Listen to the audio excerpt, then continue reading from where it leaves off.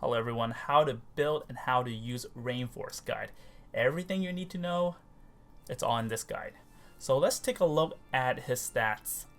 Source Saint, AS, BC, BS. So honestly, just looking at the chart, we're not going to look at the numbers. The numbers are important, but honestly, when it comes to the end game, you don't see the numbers, right?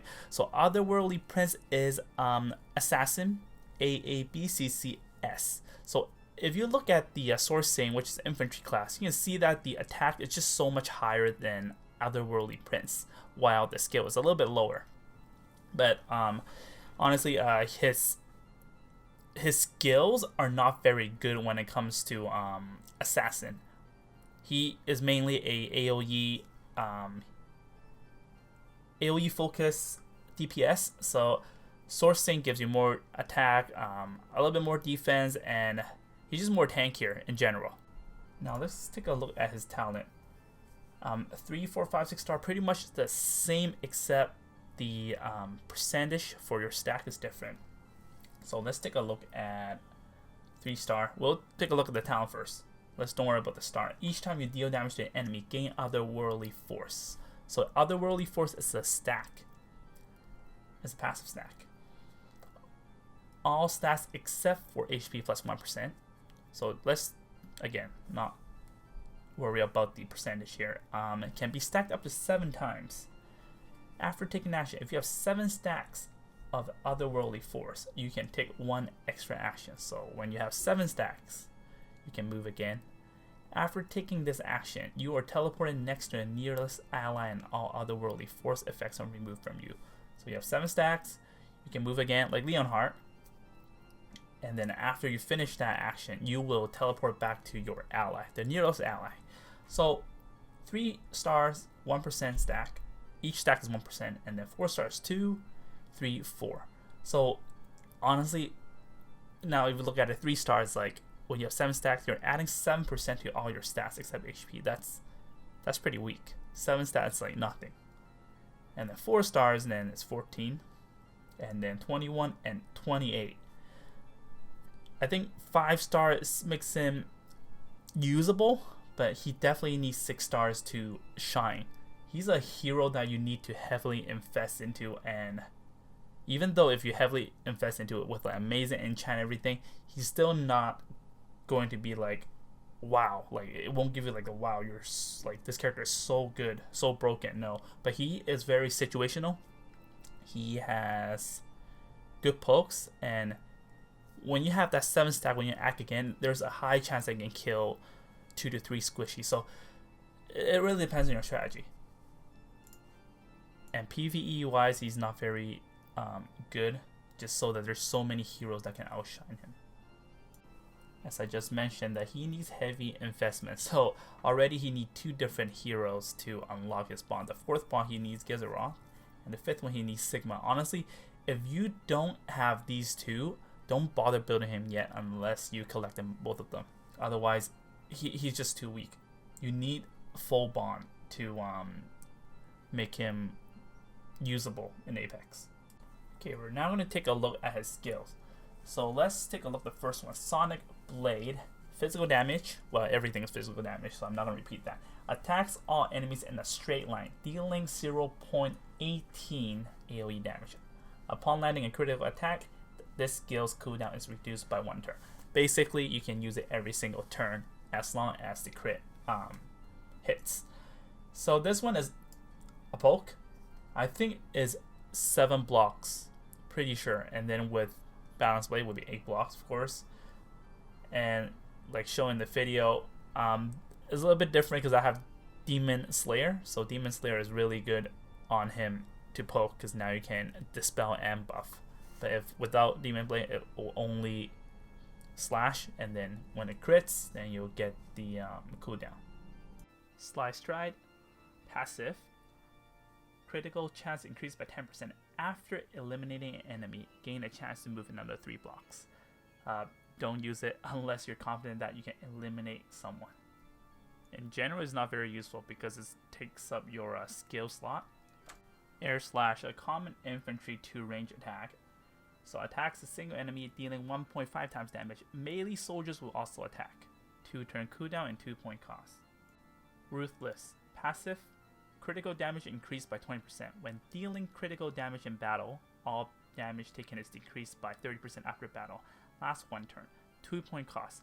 I think this skill is good, but only in PvE, especially maybe, let's say, if you're using him for Ancient Beckoning, and then maybe endgame content against like strong bosses. Legion. Passive. When unit HP is above 90%, attack and defend increase by 10%. 1-point cost. Deadly. Passive. When attacking, attack increases by 12%. 1-point cost. So I think if you don't need Sonic Blade to get your talent stack, I think this is a very good passive that you can use. Alright, this move is good. This is his core skill. Eclipse. Teleport to the skill casting location. So you can choose where you are and then, well, wherever you're in range. Then deal 0.3 times AoE damage to enemies within a 2-block radius and steal 1 buff. If you land a critical hit, apply 1 extra strong debuff. 5-turn cooldown and 2-point cost. It deals good damage and steals 1 buff. And, you know, if you can hit more than... It's easier to hit a lot of targets, so you can get more stacks to do your act again. Skill command is a command. Kind of like attack command, defend command, magic defend command. So this command increases skill for all allies within 3 blocks by 20%. Point cost 2. Star Stab. Attacks all enemies in a straight line, dealing 0.33 times AoE damage. When attacking, teleport to the furthest point in the skill's casting radius. If this attack hits 2 or more enemies, this skill randomly swaps the position of enemies hit. So there's some RNG involved in this. It's like a stronger version of Sonic Blade, except you go in. You go into wherever you land. Well, wherever the range ends. And it deals a lot of damage. Usually this one, well, really situational, depends how they position themselves, but usually ideally you want to get at least 2 or 3, and you want to get the squishy one, or maybe you want to hit the tank and the squishy one so you can swap their position. So this was usually used with Eclipse. This way, with this combination, most of the time, if you have high attack damage, you can kill the squishies. And this one can usually, well, this one or Eclipse usually meant to use last after act again, so you can teleport back to your ally, even kill or without kill. Okay, let's take a look at his Awakening Soul Crescent here. Cost 3, cooldown 5, range 4, span 3 lines. So deals 0.2 times to all enemies within 3 lines. So AoE damage, of course. This is missing here in the translation. Enemies hit gets scald. Scald is after action, takes a fixed damage equal to 1 times attack. So he will deal a Eclipse looking AoE. Moves yourself forward. No, my bad. It's a Enhanced Star Stab. And then after that, it will deal fixed damage. And then Scald also debuff, can be stacked, lasts 2 turns. Upon attacking, teleports to the furthermost tile the AoE can hit. So it's like the Star Stab. If this attack hits 2 or more enemies, alright, 2 or more, this attack will gain teleport. Enemy hit by this AoE will be randomly displaced and receive 1 additional stack of Scald. So you can do extra debuff, you can deal extra fixed damage, and all you need to do is hit 2 enemies, and it's very easy because you can see the span is 3 lines. And one thing is that if you, it's like I said, it's an Enhanced Star Stab, so it, you know, move them around. So it's really good, really good. And this is the core. This is the real good stuff. If this attack hits 3 or more enemies, 3 or more, this skill cooldown is reduced to 0, and enemies hit receive 1 additional stack. So if you hit all 3, you can use it right away, and then now you get another additional stack, so you can get 3 stacks. So this skill, what you gonna call it? If you have 7 stacks, you use it, hit 3 enemies, and then now you can hit another 3 enemies. So it's really good. Once you have 7 stacks, well, you get this and then get your 7 stacks, and then you hit again. Even if you can't kill anyone, they are really weak.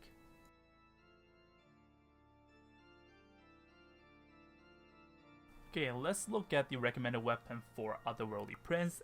Otherworldly Prince is an assassin class. So assassin class, without a doubt, one of the best gear is Extreme Magic Bow. Attack 10%, units damage is no longer reduced in melee battles.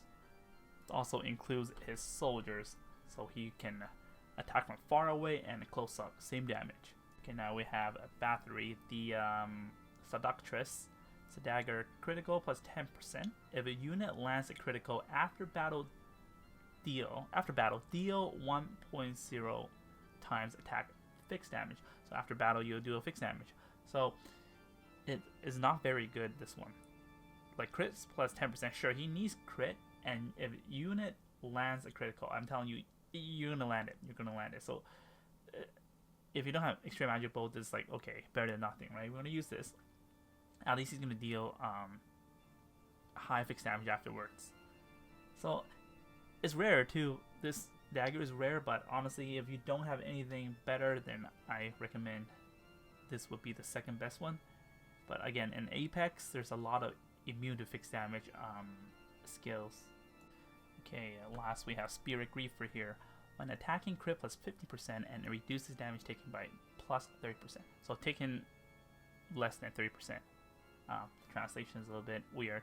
Anyway, so this thing is also not very good. You're not going to kill anyone, honestly, because it doesn't give you attack. But of course, attack, critical, it's good because you're going to crit. If you use Sonic Blade, you're going to reduce your cooldown.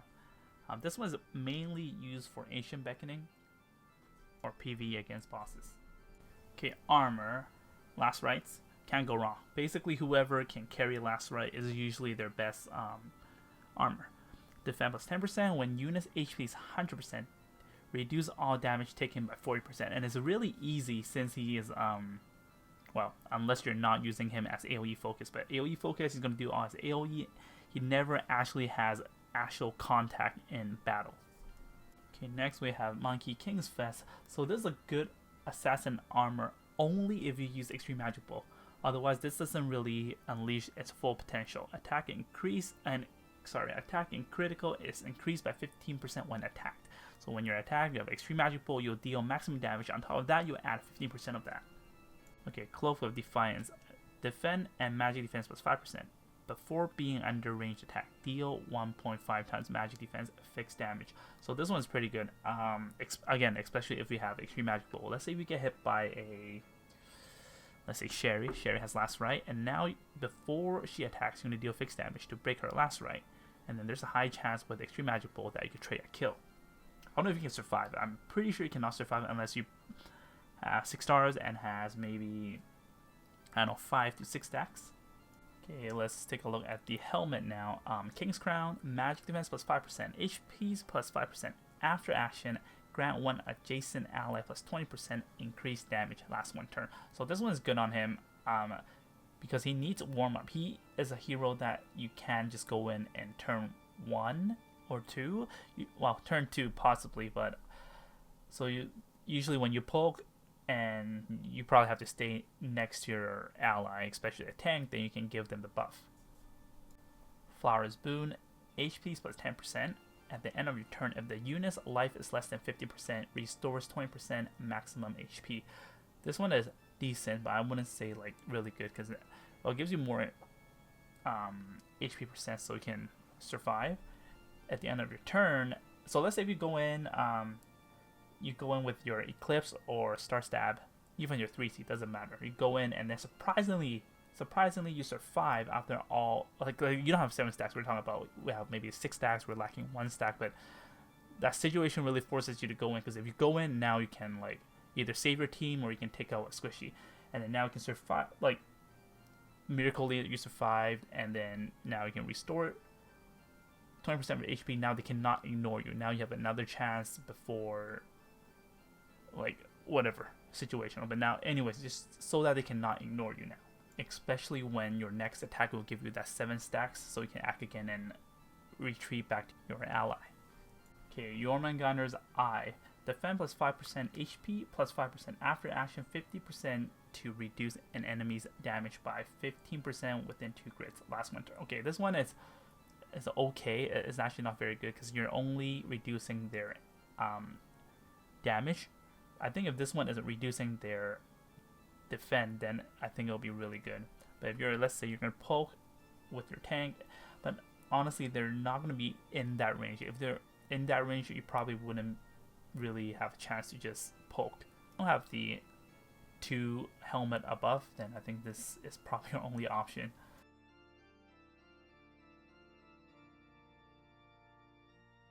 Okay, sourcing. I think the most important using Rainforce is the weapon. So now we're going to take a look at Balance Blade here. Defense plus 5%, Magic Defense plus 5%, AoE Spam plus 1.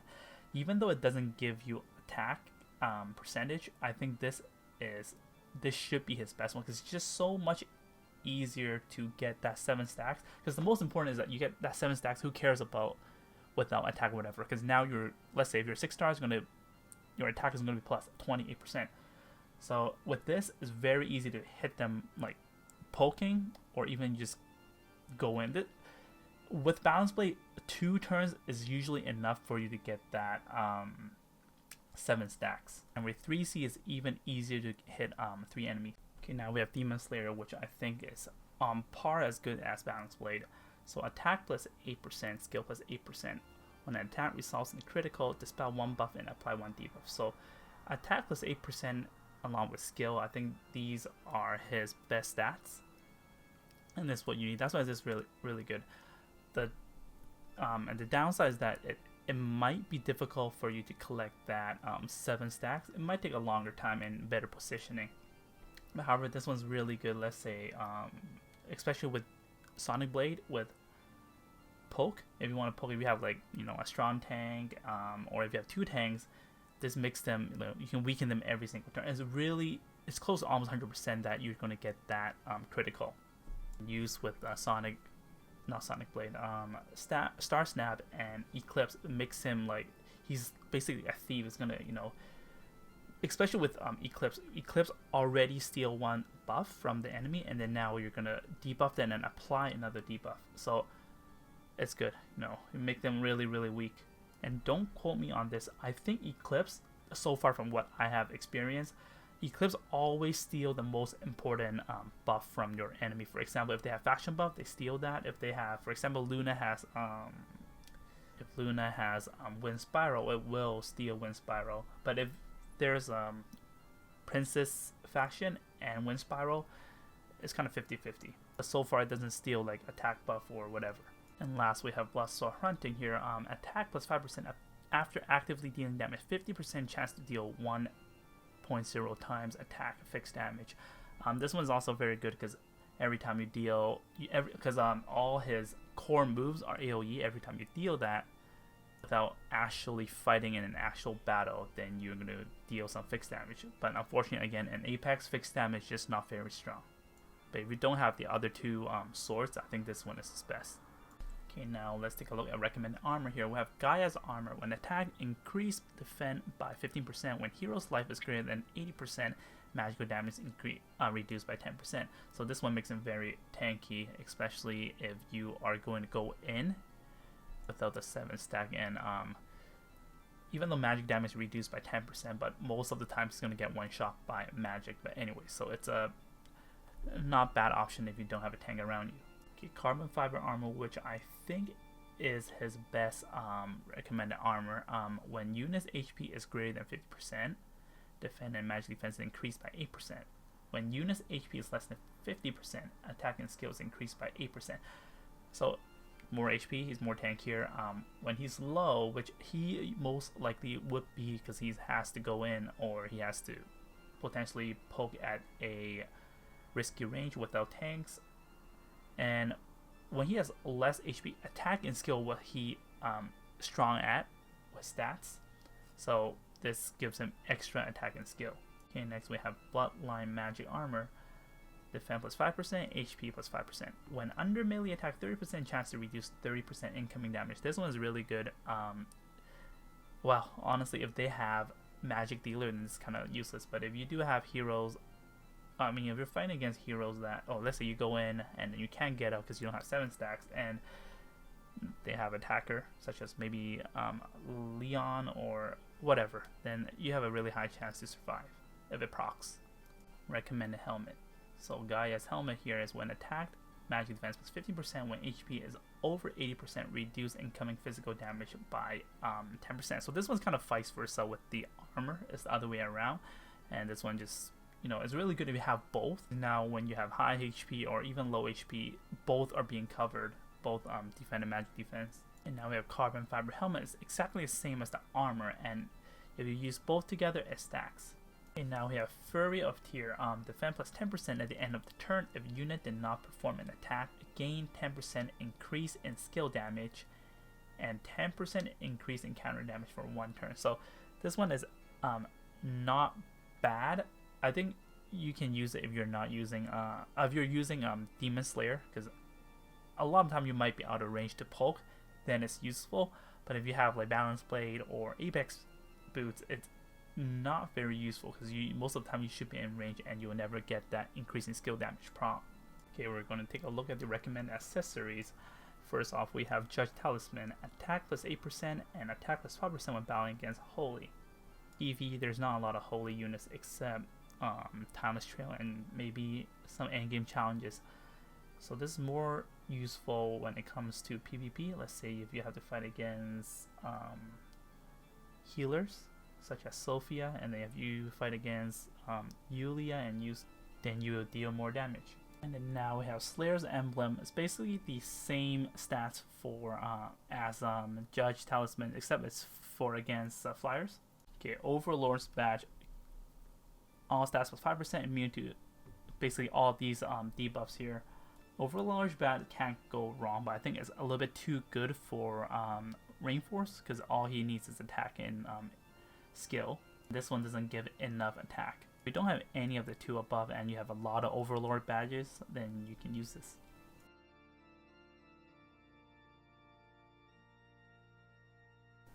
Okay, now Enchant Choices. First we have Clock, attack and intelligence plus 5%. When dealing skill damage, 30% chance to decrease cooldown by 5. So his 3C and Eclipse are both 5, so this is perfect. But when it's Clock, well, you still have a lot of damage because it gives you attack percent. However, it's mainly because if you have 3C already, and when you hit 3 enemies, you're going to have your attack cooldown to 0. So Clock doesn't really help in that case. But however, if you're using tank push strategy, then you can annoy the heck of people using Star Stab and Eclipse, and then just fall back to your tank.